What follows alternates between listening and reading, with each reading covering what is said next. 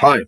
Hamlets is probably the most politically volatile area in mainland UK. Here, last local elections, Mayor Luther Rahman was disqualified for electoral fraud.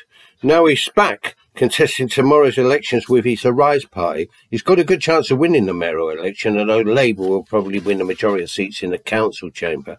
Old habits die hard. It's rumoured locally that Aspire candidates standing in winnable seats have to fork out £5,000, the money going into the coffers of Aspire. A lot of money for the impoverished or struggling majority, but given the amount of graft, backhanders, dodgy dealings and nepotism, a small investment compared to the financial and other rewards to be personally reaped. Local politics here are mainly the domain of the long-established Bangladeshi community. Intimidation, ballot box stuffing, violence, and gangsterish type rivalry means a heavy police presence on polling day. The ward here where I live, Whitechapel, is hotly contested, but the main candidates are standing for Labour and Arise. Interestingly enough, considering the multitude of rich and super rich who've moved into the ward, their votes alone could sweep the Tories into power here. But they have no input into the politics here and remain detached, government and local otherwise serving their local interests.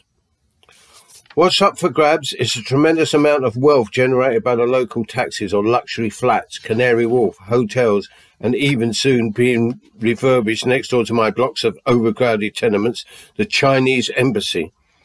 None of the 20,000 plus desperate, impoverished residents on the ever-expanding council waiting list will benefit from this influx of money and cash.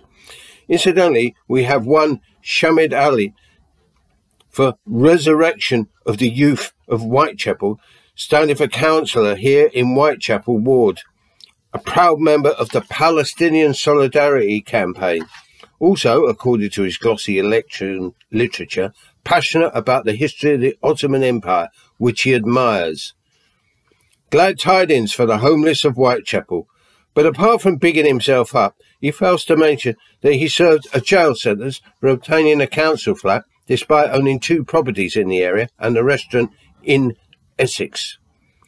Vote for these criminal gangsters? You must be joking. Bye.